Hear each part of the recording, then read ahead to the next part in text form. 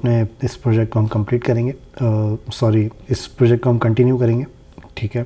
और इसके अंदर हमारा जो एक सेक्शन है टैब्स वाला इसको आज हम बनाते हैं, ठीक है। सबसे पहले हम ये जो टैब्स वाला हमारा सेक्शन है, सबसे पहले हम इसकी यूआई बना लेते हैं इस सेक्शन की, फिर उसके बाद हम इसका जो हमारा इसकी जो फंक्शनैलिटी है, फिर उसके बाद हम उस फंक्शनैलिटी पे काम करेंगे, ठीक है। अच्छा, इसकी जो यूआई है हमारी, जो हमारा फ्रंट एंड है, वो बनाने के लिए हमने यहाँ तक अपना फ्रंट एंड कंप्लीट कर लिया है ऑलमोस्ट, और अब हमें इसके बाद ये टैब्स जो है हमारे, इसका फ्रंट एंड हमें बनाना है। अच्छा, ये टैब्स बनाने के आपके पास काफ़ी सारे तरीके होते हैं। एक या अगर तो आप कोई फ्रेमवर्क आप यूज़ कर रहे हैं, फॉर एग्जांपल अगर आप कोई बूटस्ट्रैप वगैरह यूज़ कर रहे हैं तो उसके अंदर तो आपको ये टैब्स आपको बने बनाए मिल जाते हैं। ठीक है, अगर फॉर एग्जांपल आप बूटस्ट्रैप के ऊपर आप जाते हैं तो यहाँ पर तो आपको ये टैब्स आपको बने बनाए मिल जाते हैं, ठीक है। लेकिन अगर आप बूटस्ट्रैप वगैरह यूज़ नहीं कर रहे हैं या कोई और फ्रेमवर्क आप यूज़ नहीं कर रहे हैं तो उसके अंदर आपको ये टैब्स कस्टम आपको बनाने पड़ते हैं। अच्छा, इसके अंदर आप जाएंगे, आप यहाँ पर जाएंगे तो आपको यहाँ पर नज़र आएगा मैं यहाँ पर सर्च कर लेता हूँ बटन्स, ठीक है। आई थिंक बटन्स के अंदर ही इसका होता है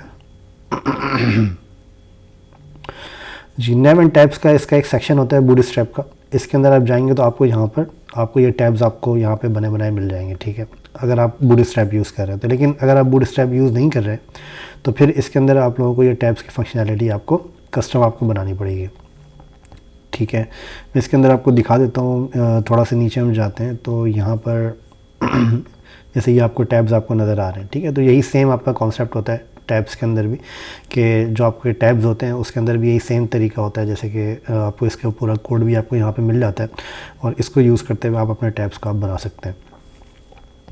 लेकिन हमारे केस के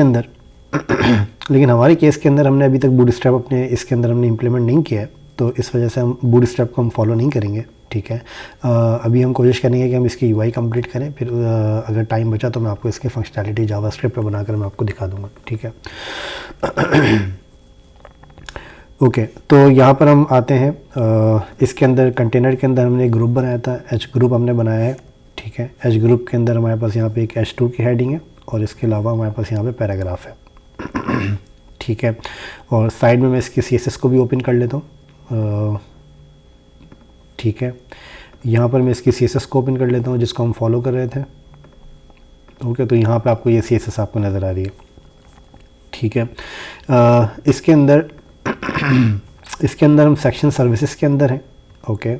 और अगर हम यहाँ पर हम देखेंगे तो यहाँ पर भी जो हमारा जो सेक्शन है ये हमारा सेक्शन सर्विसेज है, जो कि हमने लास्ट टाइम हमने बनाया था, ठीक है। ये सेक्शन सर्विसेज आपको यहाँ नज़र आ रहा है, ओके। तो सबसे पहले मैं इसका HTML स्ट्रक्चर में आपको इसका मैं बनाऊँगा। HTML स्ट्रक्चर बनाने के लिए जो टैब्स हैं आपके, इसके अंदर आपके पास कुछ टैब्स, जो आपका टैब है वो टैब का कंटेंट आपका हिडन है, लेकिन कंटेंट आपके पेज के ऊपर होता है, ठीक है। तो कंटेंट आपका ऐसा नहीं है कि आपका कंटेंट आपका पेज पे नहीं होता, वो सिर्फ हिडन होता है कि वो आप उसको देख नहीं सकते, ठीक है। लेकिन पेज के ऊपर कंटेंट आपका होता है, ठीक है। जैसे अगर आप इसकी एग्जांपल लें तो ये जो कंटेंट आपका है, ये वाला चारों टैब्स का ये कंटेंट आपके पेज के ऊपर है, लेकिन ये शो तभी होता है जब आप इसके ऊपर क्लिक करते हैं, ठीक है।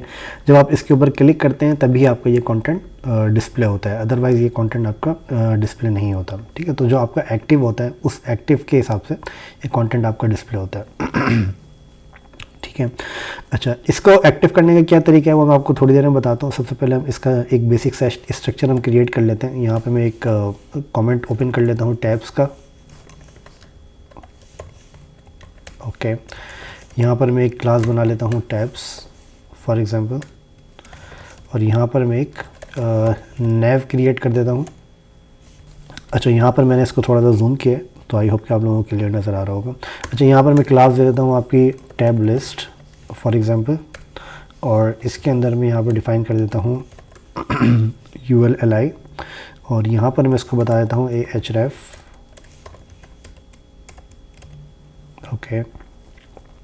अच्छा, ahref बताने के बाद यहाँ पर जो मेरे पास सर्विसेज हैं काफू के अंदर, तो यही सेम सर्विसेज को मैं पिक कर लेता हूँ यहाँ से, ठीक है।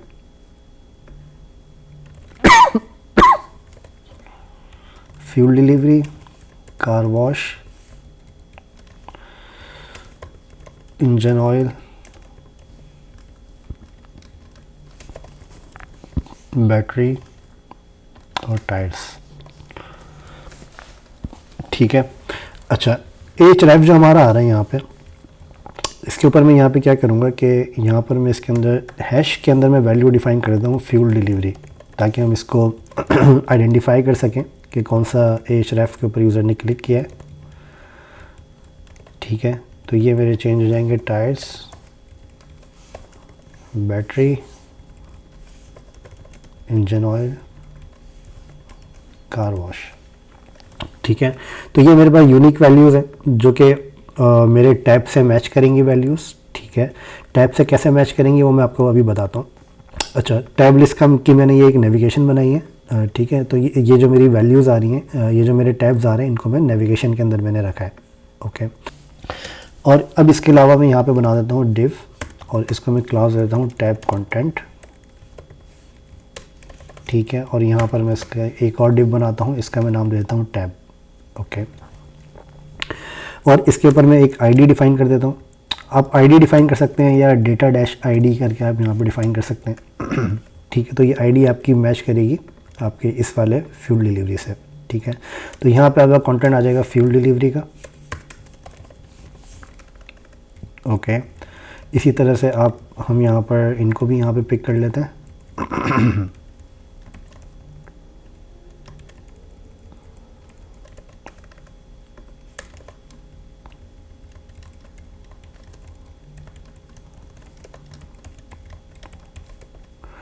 ओके,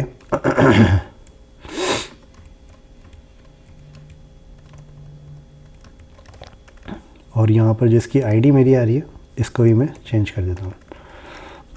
ओके, तो यहाँ पर आपको आईडी नज़र आ रही है।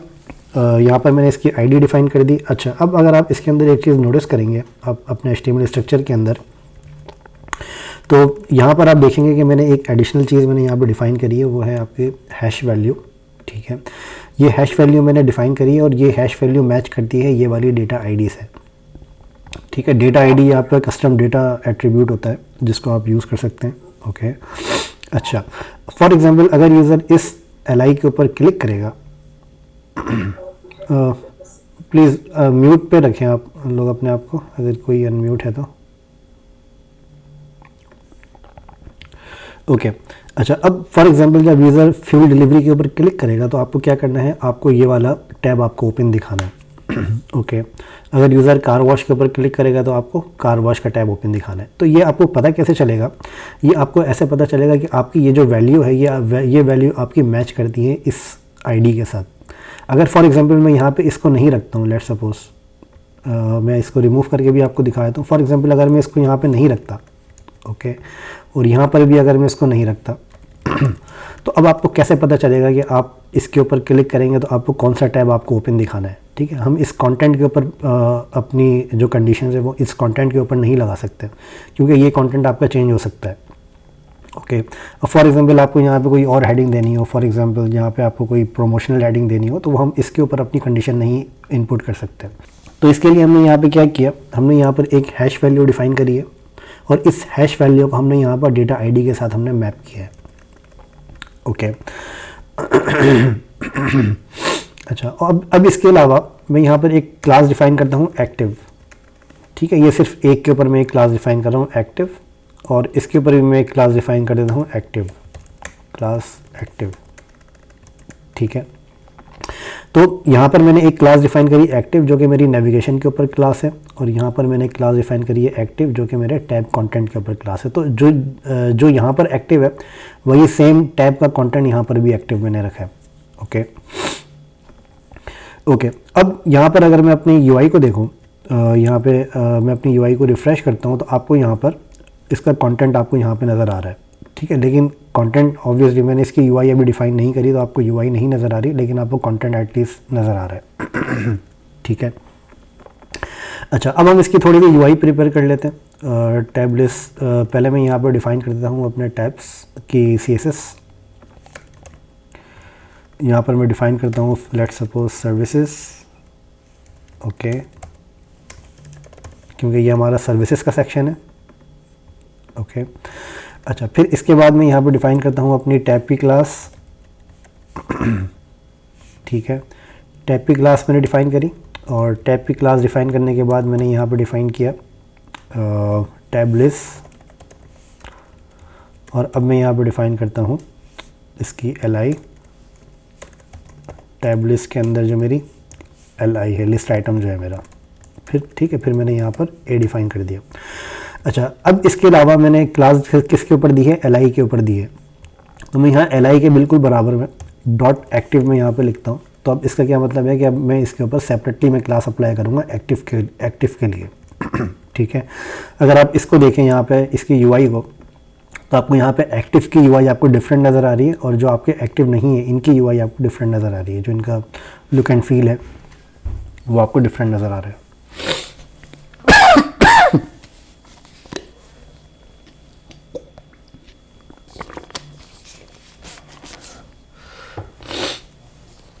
ओके। अच्छा, ये मैंने डिफ़ाइन कर दिया। अब इसके बाद मैं यहाँ पे एक और डिफ़ाइन करता हूँ टैब्स, और यहाँ पर मैं डिफ़ाइन कर देता हूँ टैब अंडरस्कोर कंटेंट। ठीक है, और इसके बाद मैं डिफ़ाइन कर देता हूँ टैब। अब और मैं इसके अंदर डिफ़ाइन कर देता हूँ एक्टिव।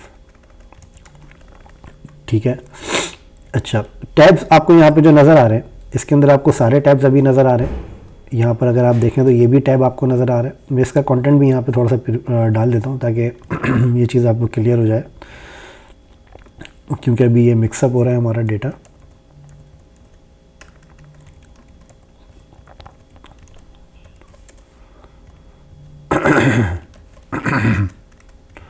ठीक है, मैंने यहाँ पर एक छोटा सा कंटेंट मैंने यहाँ पर डाल दिया, H4 पैराग्राफ।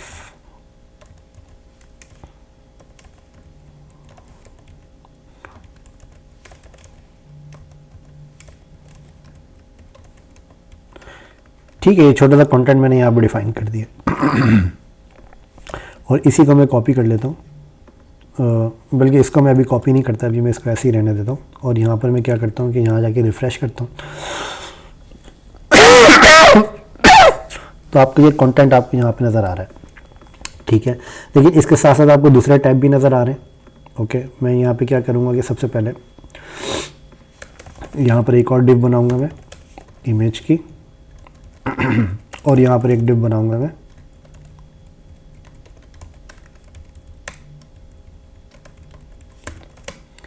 इसका मैं नाम दे देता हूँ right content for example,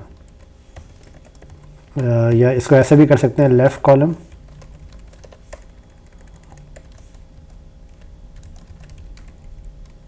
right column.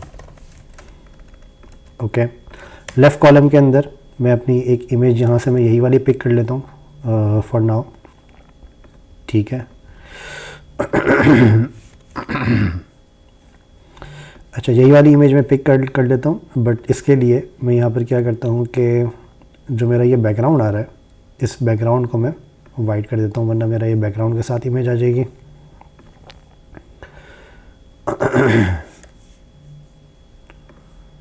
ठीक है, ये दोनों मेरी अलग अलग इमेजेस हैं, लेकिन मैं चाह रहा हूँ कि मैं इनको एक ही इमेज के अंदर मैं अभी फ़िलहाल इसको पिक कर लूँ।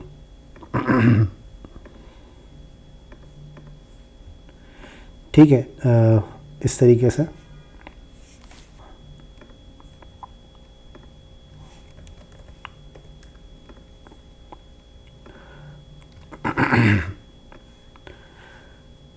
ठीक है, मैंने यहाँ पर इसको एक ही इमेज के अंदर मैंने फ़िलहाल इसको पिक कर लिया, बाद में हम इसको अलग अलग इमेज भी लगा कर हम देख सकते हैं। ठीक है, मैं ये पिक्चर मेरे पास डेस्कटॉप के ऊपर सेव हो गई है। ओके, ये आपको पिक्चर नज़र आ रही है, इसका मैं नाम दे देता हूँ फॉर एग्ज़ाम्पल फ्यूल।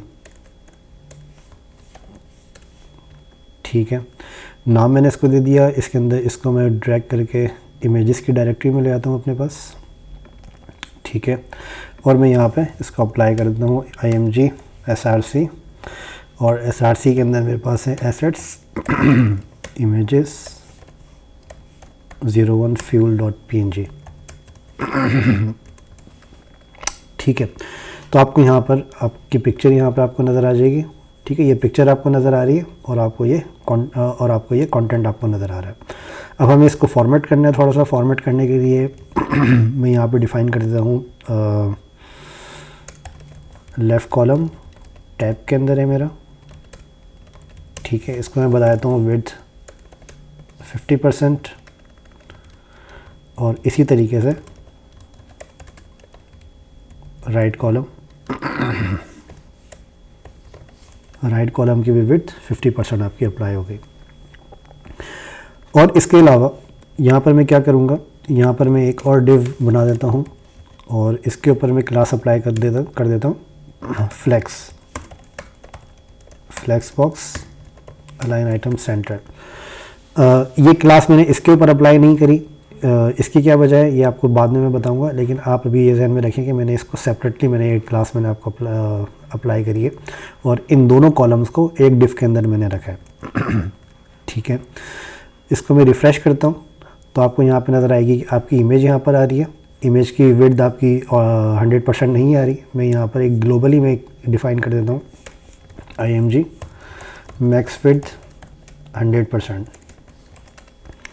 ठीक है, तो आपको यहाँ पर पिक्चर नज़र आ रही है और पिक्चर के साथ साथ आपको यहाँ पर टेक्स्ट नज़र आ रहा है और यहाँ पर आपको टैब नज़र आ रहे हैं।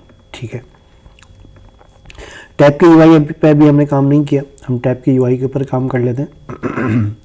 टैब के UI के लिए सबसे पहले हमारे पास यहाँ पर है हमारे पास कि इसके ऊपर हम अप्लाई करें flex box align item center, ताकि हमारे जो टैब्स हैं ये आपकी एक लाइन में आ जाए। और इसके अलावा हमने एक क्लास बनाई थी नो लिस्ट के, नहीं बनाई थी तो हम बना लेते हैं।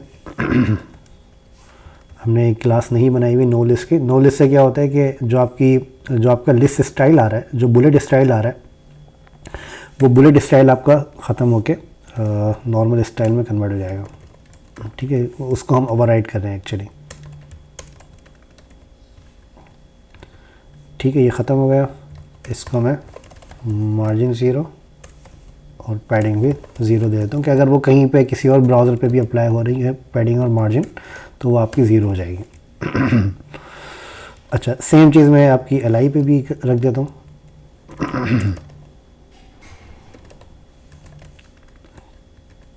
ठीक है, तब ये बिल्कुल इसकी पैडिंग मार्जिन मैंने ख़त्म कर दी। ओके, जिसके ऊपर भी मैं नो लिस्ट की क्लास अप्लाई करूँगा उसके ऊपर आपकी पैडिंग और मार्जिन ख़त्म हो जाएगी, जो भी इसका UL होगा। ठीक है, ये UL और LI है, अनऑर्डर लिस्ट और लिस्ट आइटम है, लेकिन इसकी पैडिंग और मार्जिन मैंने ख़त्म करके ओवरराइड करके उसको बिल्कुल डिफ़ॉल्ट पे 0 मैंने सेट कर दी है। ठीक है, जिसके ऊपर भी मैं नो लिस्ट की क्लास अप्लाई करूँगा। ओके, ये मेरे पास टैब्स हैं।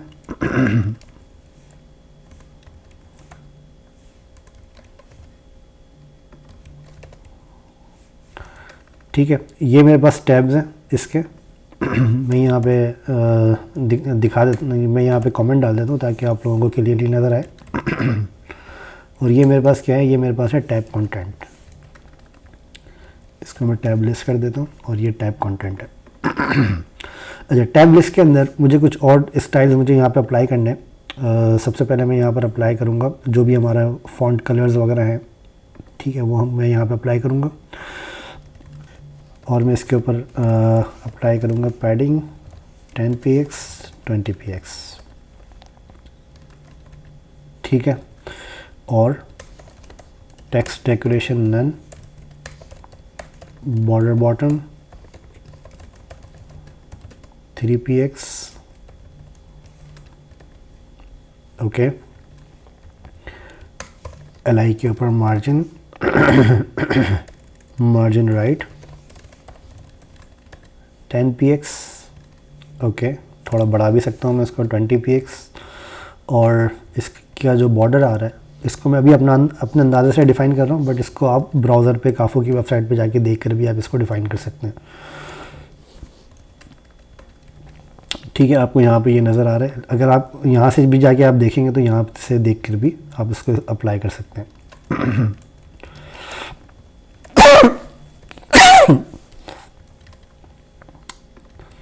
ओके, ये आपको टैब्स नज़र आ रहे हैं। अच्छा, अब इसके अंदर मुझे एक एक्टिव मुझे दिखाना है। एक एक्टिव दिखाने के लिए मैं यहाँ पर क्या करूँगा कि एक एक्टिव दिखाने के लिए मैं यहाँ पर क्या करूँगा कि जो मेरे पास टैब लिस्ट है इसके ऊपर मैंने एक एक्टिव की क्लास मैंने यहाँ पे लगाई है टैब लिस्ट के अंदर जो मेरी एल है इसके ऊपर, ठीक है। तो एक्टिव दिखाने के लिए मैं यहाँ पर अप्लाई करूँगा कलर। कलर के अंदर मैं यहाँ से पिक कर लेता हूँ जो हमारा ये कलर है, इससे मैं थोड़ा सा डिफरेंट कर देता हूँ फॉर नाउ,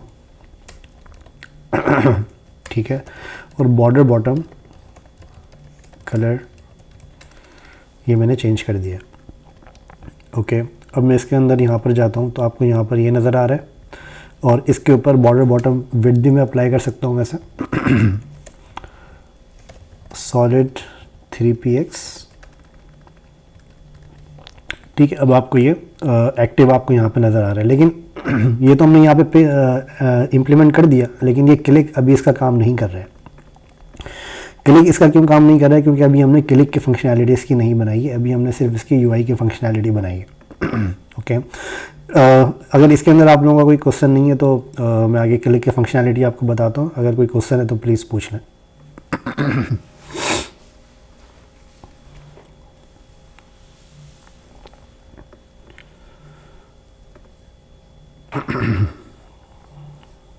अस्सलाम वालेकुम सर। वालेकुम अस्सलाम। सर मैंने ये पूछना था कि ये तो अभी हमारे पास एक वेबसाइट है ना, तो वहाँ से तो हम इमेजेस ले रहे हैं, तो जब हम अपना प्रोजेक्ट स्टार्ट करते हैं तो वो एक तो हमें इमेजेस कहाँ से लेनी है, तो फिर उसका दूसरा कि उसका साइज वगैरह हमें जो है ना वो नहीं एडजस्ट हो पा रहा कि फॉर एग्जांपल हमें इस साइज की इमेज है वो अपने वेबसाइट पे लगानी। आप देखिए डिपेंड करता है, आप अगर जिस प्रोजेक्ट पे काम कर रहे हैं उसका आप फिग्मा का आपके पास उसका लेआउट होना चाहिए। अगर वो लेआउट आपके पास है तो ठीक है, नहीं है लेआउट तो आप पहले फिग्मा का लेआउट उसका ढूंढ लें, फिर उसके बाद आप उसी को इम्प्लीमेंट करने की कोशिश करें। फिग्मा के लेआउट आपको मिल जाते हैं ईजिली, आप ऑनलाइन, ठीक है ना, वो आपको ईजिली मिल जाते हैं। जी जी ठीक।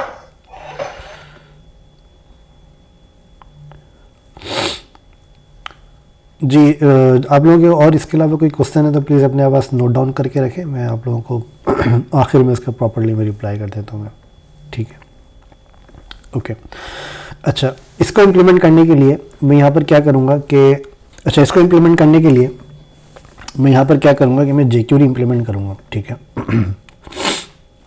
jQuery इम्प्लीमेंट करने के लिए आपको क्या चाहिए होता है, आपको सिर्फ jQuery की एक लाइब्रेरी आपको चाहिए होती है, और उस jQuery की लाइब्रेरी को यूज़ करते हुए आप इसको ईज़िली आप अपनी जावास्क्रिप्ट को राइट कर सकते हैं, ओके। अच्छा, वो jQuery में क्यों यूज़ कर रहा हूँ, जावास्क्रिप्ट प्योरली जावास्क्रिप्ट में क्यों यूज़ नहीं कर रहा क्योंकि जावास्क्रिप्ट की मैंने अभी आपको सेशंस मैंने आपको नहीं दिए, ऑब्वियसली jQuery के भी मैंने नहीं दिए, बट वो ईजी टू अंडरस्टैंड होती है jQuery कंपेयर टू जावास्क्रिप्ट, ठीक है। तो jQuery जो आपकी होती है वो भी आपकी ऑन टॉप ऑफ जावास्क्रिप्ट ही बनी हुई होती है, ठीक है। तो मैं यहाँ पे जाता हूँ और jQuery का मैं एक वर्जन यहाँ से कॉपी करता हूँ, ओके, और इस वर्जन को मैं अपने पास यहाँ पर डेस्कटॉप के ऊपर सेव करता हूँ, और डेस्कटॉप पे सेव करने के बाद डेस्कटॉप पे जाता हूँ मैं और इसको अपने पास JS के फोल्डर के अंदर यहाँ पर मैं ड्रॉप कर देता हूँ, ठीक है। तो ये मेरे पास jQuery की मेरे पास पूरी स्क्रिप्ट यहाँ पर आ गई, ठीक है। मुझे इसके अलावा और कुछ मुझे नहीं चाहिए फॉर नाउ। तो अभी मैं यहाँ पे क्या करता हूँ, इसको मैं यहाँ पे स्क्रिप्ट यहाँ पे मैं इम्प्लीमेंट करता हूँ स्क्रिप्ट। अच्छा, स्क्रिप्ट मैंने यहाँ पे इम्प्लीमेंट करी, और स्क्रिप्ट इम्प्लीमेंट करने के बाद मैं यहाँ पे इसको बता देता हूँ कि मेरे पास जो jQuery है वो रखी है मेरे पास एसेट्स के अंदर, और एसेट्स के अंदर मेरे पास है JS, और JS के अंदर मेरे पास है jQuery 3.7.1, ओके। तो ये मैंने jQuery की यहाँ पे एक फ़ाइल मैंने यहाँ पे इम्प्लीमेंट कर दी है, ठीक है।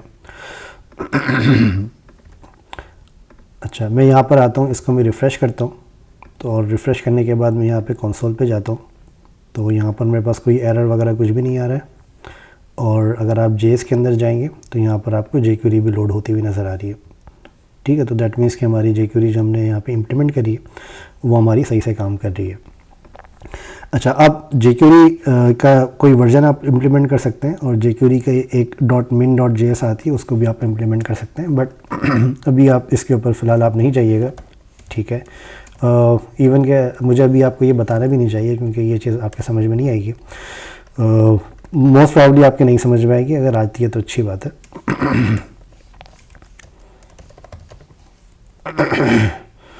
अच्छा, इस सेशन को दोबारा ज्वाइन कर लें क्योंकि टाइम हमारा ख़त्म होने वाला है, तो बीच में ब्रेक हो जाएगा ये सेशन हमारा।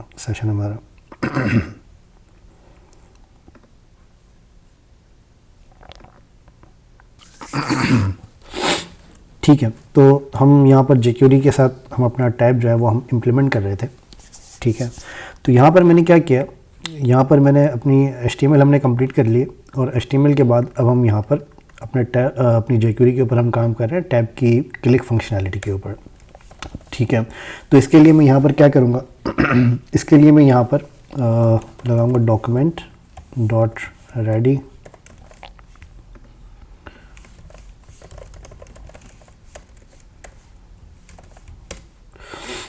ओके। अच्छा, अब इसके अंदर मैं अभी इसको आपको समझा नहीं रहा हूँ क्योंकि ये थोड़ा कॉम्प्लेक्स है, मैंने आप लोगों को अभी जावास्क्रिप्ट नहीं बताई है, बट ये है कि इसका मैं बनाऊंगा तो फिर ये है कि आप लोगों को थोड़ा बहुत आई होप के समझ में आ जाएगा। ठीक है, मैं यहाँ पर बताता हूँ टैब लिस्ट, ठीक है। टैब लिस्ट के अंदर मैंने बताया ahref,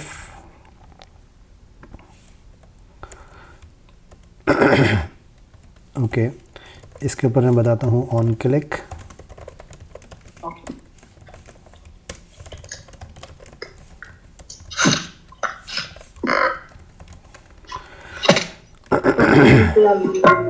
म्यूट कर दें प्लीज।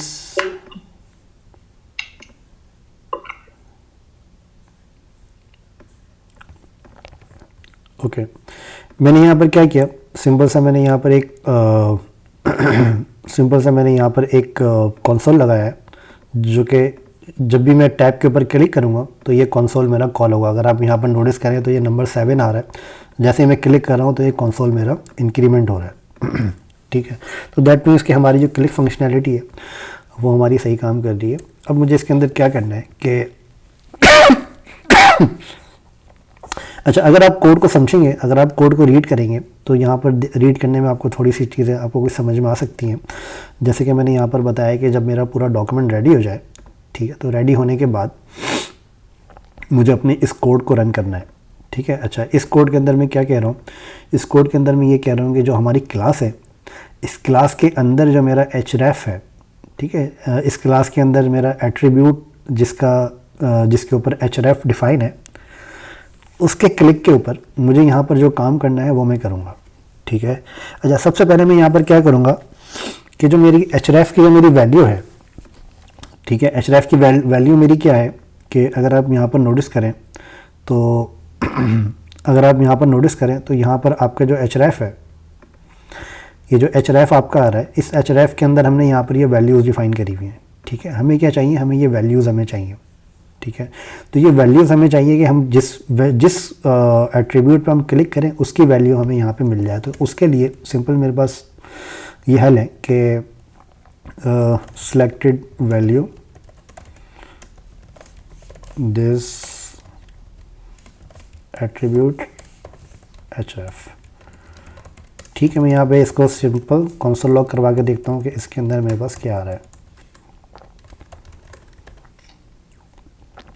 ठीक है। आप यहाँ पे देखेंगे तो मेरे पास इसकी वैल्यू मुझे यहाँ पे नज़र आ रही है, ठीक है। तो दैट मीन्स कि मेरी ये वैल्यू सही काम कर रही है।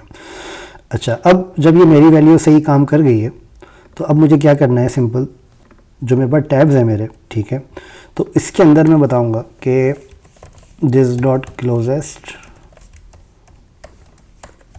tabs dot find tabs, और इसके अंदर मुझे यहाँ पे बताना पड़ेगा कि ये आप लोगों को अभी समझ में नहीं आएगा तो अगेन जी कोड आपको मिल जाएगा, मैं आपको बताता हूँ अभी थोड़ी देर में। अच्छा, इसके अंदर क्या है कि यहाँ पर डेटा आईडी में यहाँ पे सर्च करूँगा कि डेटा आईडी के अंदर फॉर एग्ज़ाम्पल मेरे पास ये नज़र आए, ठीक है, डेटा आईडी मुझे यहाँ पे नज़र आया। अच्छा, अब डेटा आईडी जो है वो मुझे यहाँ पे फाइंड करना है। डेटा आईडी मुझे यहाँ पे डालना है सिलेक्टेड वैल्यू। ओके, अच्छा, अब सिलेक्टेड वैल्यू जो मेरे पास आ रही है वो मेरे पास आ रही है href हैश के साथ फॉर एग्जांपल, ठीक है। तो अभी ये मेरी वैल्यू हमें काम नहीं करेगी। उसकी वजह क्या है कि यहाँ पर हमारे पास जो हमने आईडी लगाई है, इसको हमने डेटा आईडी से चेंज करके फॉर नाउ हम इसको क्या करते हैं, सिर्फ आईडी कर देते हैं, लेट्स सपोज, ठीक है। तो मैं यहाँ पर सिंपल में फिर यहाँ पे इसको ऐसे कर सकता हूँ क्योंकि अगर मैं उसको वैसे करूँगा तो फिर उसके अंदर मुझे हैश की वैल्यू मुझे रिमूव करनी पड़ेगी, क्योंकि हैश की वैल्यू मेरे पास आ रही है और यहाँ पर आईडी के अंदर मेरे पास हैश की वैल्यू नहीं आ रही, ठीक है। तो इस वजह से वो मैच नहीं करेगी मेरी वैल्यू। तो उसके लिए पहले मुझे हैश रिमूव करना पड़ेगा, फिर उसके बाद मेरी वो वैल्यू सही काम करेगी जाके, ठीक है। तो इसको मैं एक अलग वेरिएबल में ले जाके सिलेक्ट कर देता हूँ, सिलेक्टेड टैब। अच्छा, इसको मैंने किया। अब मैं यहाँ पर सिंपल इसको सिलेक्टेड टैब के ऊपर मैं एक एट्रीब्यूट ऐड करता हूँ, data dash test, just for testing purpose.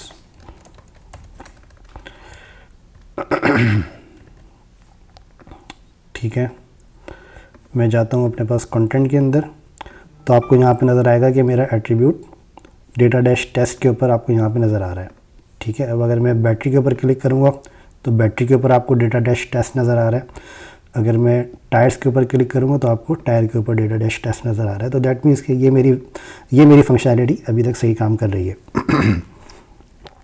Okay, अच्छा, अब इसके अंदर मुझे क्या करना है कि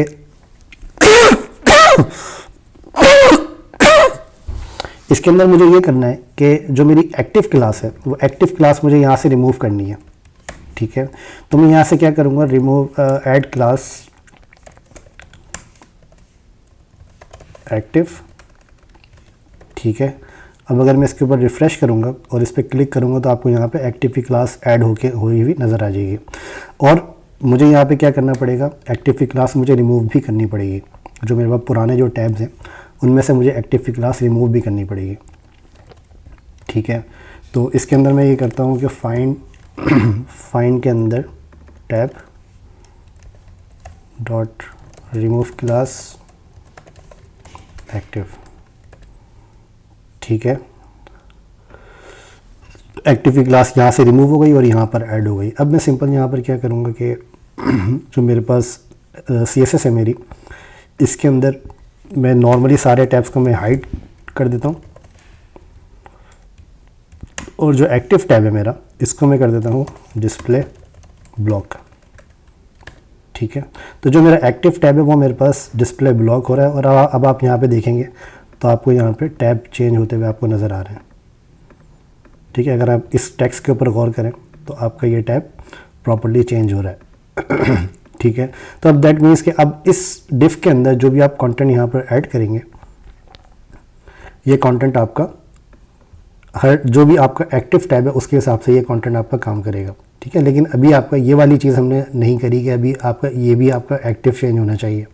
तो इसको करने के लिए हम यहाँ पर क्या करते हैं, एक छोटा सा एक दो लाइन हम और लिखते हैं छोटी सी, ठीक है। इसके लिए दिस के ऊपर closest li dot add class active closest ul dot find li remove class active, ठीक है। ओके, ये हमारा काम नहीं कर रहा है। क्यों काम नहीं कर रहा है इसको देख लेते हैं। अच्छा, यहाँ पर मैंने क्या बताया है, this dot closest li add class act. अच्छा, ये क्लोजेस्ट की स्पेलिंग मिस्टेक है, ठीक है। तो अब आपको ये नज़र आएगा कि आपकी ये भी आपकी सही काम कर रही है, ठीक है। तो हमने ऑलमोस्ट अपनी ये फंक्शनैलिटी हमने कंप्लीट कर दी है टैब्स चेंज करने वाली। आई होप कि आप लोगों को ये चीज़ थोड़ी बहुत समझ में आई होगी, बट इसके अंदर अगर आप लोगों को कुछ नहीं समझ में आया तो वो मैं आप लोगों को नेक्स्ट सेशन के अंदर बताऊंगा जावास्क्रिप्ट जेक्यूरी के अंदर। बट एटलीस्ट आप लोगों को इसका स्ट्रक्चर आपको थोड़ा बहुत समझ में आया होगा कि आप किस तरीके से इसको, इस फंक्शनैलिटी को आप अचीव कर सकते हैं कस्टम कोडिंग के थ्रू। जी, अगर आप में से किसी का कोई क्वेश्चन है तो प्लीज़ अपने आप को अनम्यूट करके पूछ सकते हैं।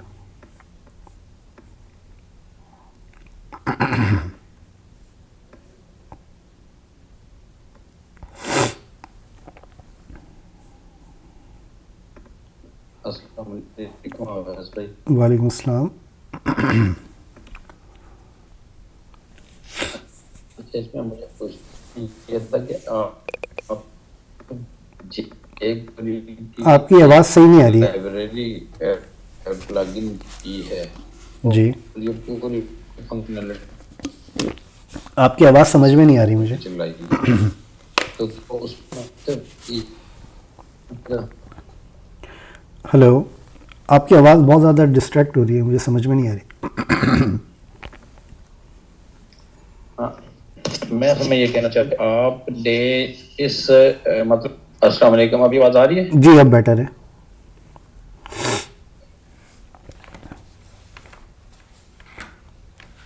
जी, अब बेटर है आपकी आवाज़।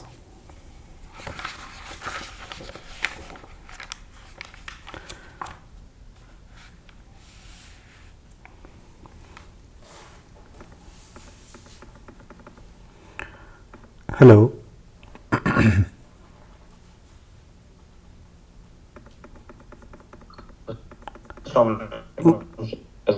सिग्नल इशू था। जी बोले। हेलो, जी जी बोले।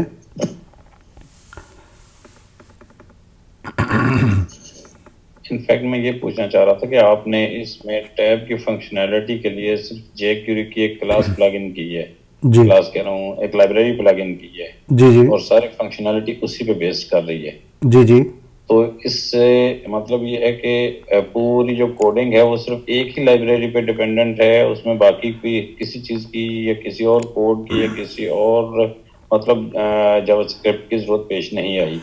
जी हाँ, असल में ये लाइब्रेरी क्या करती है मैं आपको बता देता हूँ।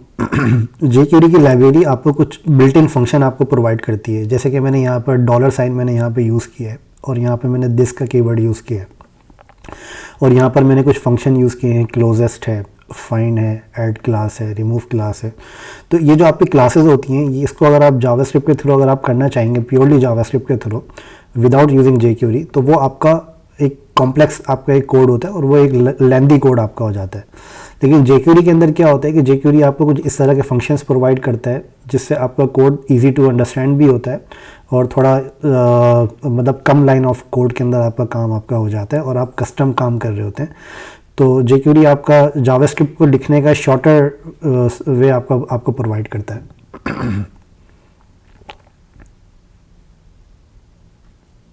थैंक यू, बहुत शुक्रिया। No problem, no problem. जी, और किसी का कोई क्वेश्चन? जी बोले। मैंने ये पूछा था कि जो jQuery में आपने कुछ सिलेक्टर यूज किए हैं, जो क्लोजेस्ट हो गया, फाइंड या रिमूव क्लास, इसके बारे में थोड़ा सा बता दें कि ये क्यों कब यूज करते हैं और इनका क्या फंक्शनैलिटी होती है? मैं बता देता हूँ आपको। अच्छा, कुछ चीज़ें मैंने इसके अंदर यूज़ करी हैं, जैसे कि डॉलर साइन मैंने आपका यूज़ किया है। तो डॉलर साइन जो आपका होता है वो jQuery के अंदर जब हम कोई भी फंक्शन हम यूज़ करते हैं तो उसके लिए उसको हम रिप्रेजेंट करते हैं डॉलर साइन के साथ। फिर इसके बाद मैंने यहाँ पर यूज़ किया है दिस का कीवर्ड, ठीक है। दिस का क्या मतलब होता है कि फॉर एग्जांपल यहाँ पर मैंने एक इवेंट लगाया है। इवेंट मेरा क्या है कि ऑन क्लिक, ठीक है। अच्छा, जब ऑन क्लिक आपका कॉल होता है तो इसका मतलब है कि जिस चीज़ के ऊपर मैंने क्लिक किया है, ठीक है, किसके ऊपर मैंने क्लिक किया वो मैंने यहाँ पर बताया इसको कि टैब लिस्ट के अंदर जो मेरा ahref है, ठीक है, इसके ऊपर मैंने क्लिक किया है। अब ahref के लेफ़्ट और राइट साइड के ऊपर मैंने ये स्क्वायर ब्रैकेट क्यों लगाया है? स्क्वायर ब्रैकेट को लगाने की वजह ये है कि जब भी आप कोई ऐसा सिलेक्टर यूज़ करते हैं, जब भी आप किसी एलिमेंट को उसके एट्रीब्यूट से सिलेक्ट करने की कोशिश करते हैं, तब आपको यहाँ पर href के साथ तब आपको यहाँ पर उस एलिमेंट के एट्रीब्यूट के साथ आपको स्क्वायर ब्रैकेट आपको लगाना पड़ता है। अगर फॉर एग्जांपल मैं यहाँ पे href हटा दूँ और यहाँ पर a लगा दूँ तो तब भी आपकी ये फंक्शनैलिटी काम करेगी। तो इसका सिंपल रीज़न ये था लगाने का कि जब आप टैब लिस्ट के अंदर हमें क्या करना है, हमें एक एक क्लिक को हमें ट्रिगर करना है, एक एक क्लिक के ऊपर हमें एक इवेंट हमें जो है वो फंक्शनैलिटी हमें ट्रिगर करनी है। तो जब मैं इसके ऊपर क्लिक करता हूँ तो इसका क्या मतलब है कि दिस का क्या मतलब है कि मैंने इसके ऊपर जिसको क्लिक किया है इसका सिलेक्टर ऑटोमेटिकली आपका दिस होता है, ठीक है। अब मैं अगर इसके ऊपर क्लिक करूँगा तो दैट मीन्स कि मैंने इसका रेफरेंस मैंने यहाँ पर पिक किया अपने पास jQuery के अंदर। अच्छा, अब इसके ऊपर मैंने यहाँ पर गेट किया है ATTR जो कि href की जो भी वैल्यू है। फॉर एग्जांपल अगर मैं यहाँ पर इस पर क्लिक करूँगा तो इसकी जो भी वैल्यू है इस href के ऊपर जो भी वैल्यू मैंने यहाँ पर डिफ़ाइन करी है ये वैल्यू मुझे यहाँ पर मिल जाती है ATTR href को मैंने यहाँ पर डिफ़ाइन करने से, ठीक है। तो ATTR का क्या मतलब है, एट्रीब्यूट, और href आपकी वैल्यू, href आपकी ये की है जिसकी आपको वैल्यू आपको पिक करनी है, ठीक है। इस वैल्यू को मैंने एक वेरिएबल के अंदर स्टोर किया है, ठीक है। और अच्छा, अब फिर उसके बाद नेक्स्ट स्टेप पे मैंने क्या किया कि क्लोजेस्ट का क्या मतलब है कि इसका जो सबसे क्लोज जो है टैब्स है वो मैंने पिक किया है। क्लोज का क्या मतलब है कि क्लोजेस्ट पेरेंट, ठीक है। अच्छा, अब अगर आप यहाँ पर देखेंगे तो दिस डॉट क्लोजेस्ट का मतलब है कि this dot closest dot tabs. इसका क्लोजेस्ट जो टैब्स है, इसका क्लोजेस्ट टैब जो है वो आपका ये है, ठीक है। तो इस टैब को मैंने पिक किया।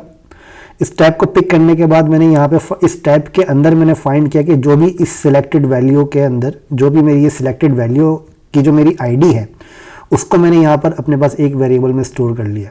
फिर इसके बाद मैंने यहाँ पर अब यहाँ पे मैंने, अगर आप नोटिस करें तो यहाँ पे मैंने नाम दिया है सिलेक्टेड टैब। सिलेक्टेड टैब का क्या मतलब है कि जो टैब अब मुझे सिलेक्ट करना है, जो अब जिसके ऊपर यूज़र ने यहाँ पे क्लिक किया है, इसका जो ये टैब कंटेंट है, जैसे अगर आप यहाँ पर नोटिस करें तो यहाँ पर हमारे पास टैब कंटेंट ये सारे हैं, ठीक है। ये भी हमारे पास टैब कंटेंट है जो कि टायर्स के लिए है, ये भी हमारे पास टैब कंटेंट है जो कि बैटरी के लिए है, और ये भी हमारे पास टैब कंटेंट है जो कि हमारे पास इंजन ऑयल के लिए, ठीक है। इसी तरह से ये भी टैब कंटेंट है। तो मैं वहाँ से फाइंड कर रहा हूँ अपने टैब के अंदर, मैं फाइंड कर रहा हूँ कि अगर मैंने कार वॉश पे क्लिक किया तो कार वॉश की href वैल्यू जिस आईडी से मैच करती है इसके ऊपर क्लास ऐड कर दे एक्टिव की, और बाकी दूसरे जितने भी हैं उनमें से क्लास रिमूव कर दे, ठीक है। तो सिंपल ये कंडीशन मैंने यहाँ पर लगाई है। तो इसके अंदर अगर आप देखेंगे तो यहाँ पर मैंने closest li add class active, और इसी तरह से मैंने यहाँ पर टैब्स के ऊपर फाइंड टैब, इसके सबसे मैंने क्लास रिमूव कर दी एक्टिव की, और जो सिलेक्टेड टैब है मेरा सिलेक्टेड वैल्यू को फाइंड करके इसके ऊपर मैंने क्लास ऐड कर दी एक्टिव की, ठीक है। तो ये सिंपल ये इसका ये मतलब है। फाइंड का मतलब ये है कि टैब का क्लोजेस्ट का मतलब ये है कि ये आपका पेरेंट फाइंड करता है, और जो फाइंड आपका होता है ये उसका चिल्ड्रन फाइंड करता है, ठीक है। तो ये दोनों के अंदर डिफरेंस होता है। क्लोजेस्ट का मतलब ये है कि दिस डॉट क्लोजेस्ट का मतलब ये है कि क्लोजेस्ट टैब मतलब इसका जो पेरेंट जो क्लोजेस्ट टैब्स है जिसके ऊपर क्लास टैब्स की है। अच्छा, फिर टैब के अंदर मैंने फाइंड किया है डॉट टैब की क्लास, ठीक है। यहाँ पर टैब्स है और यहाँ पर टैब है, ठीक है। तो ये क्या करेगा, इन सारे टैब्स की क्लास को इन सारे टैब के ऊपर से क्लास रिमूव कर देगा एक्टिव की, ठीक है। और जो आपका सिलेक्टेड टैब है उसके ऊपर क्लास ऐड कर देगा एक्टिव की। कुछ क्लियर हुआ इसके अंदर या अभी बाकी कुछ? या सर कुछ बाकी खुद इसको प्रैक्टिस करेंगे या थोड़ा और? जी, मैं इसको थोड़ा और नेक्स्ट सेशंस के अंदर मैं इसको और मज़ीद ब्रीफली, ये मेरा असल में ये मेरा समझाने का आप लोगों को इरादा नहीं था आज, बट ये है कि वो सिलेक्टेड टैब की फंक्शनैलिटी अगर हम नहीं बनाते तो वो अधूरी रह जाती है हमारी फंक्शनैलिटी। तो इस वजह से मैंने ये आप लोगों के सामने अभी बनाया है, ठीक है। और मैंने कोशिश करी है कि मैं इसको जितना सिंपल रख सकूं, वरना मैं जावास्क्रिप्ट के थ्रू भी इसको बना सकता था, बट जावास्क्रिप्ट जो है वो बहुत ज़्यादा कॉम्प्लेक्स आप लोगों के लिए हो जाती है। और ये जैसे अभी हमारा 6 लाइनों में कोड हुआ है तो जावास्क्रिप्ट के अंदर ये आपका 20 लाइनों में चला जाता है कोड, तो वो समझने में और ज़्यादा प्रॉब्लम होती है आपको।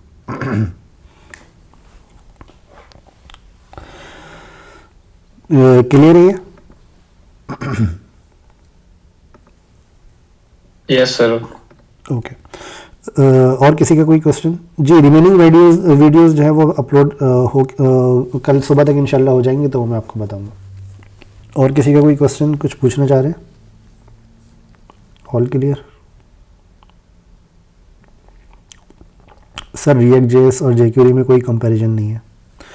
रिएक्ट जेएस आपका सिंगल पेज एप्लीकेशन के लिए यूज़ होता है और jQuery आपका नॉर्मल जो आपकी वेबसाइट्स होती हैं विदाउट सिंगल पेज एप्लीकेशंस उनके लिए यूज़ करते हैं।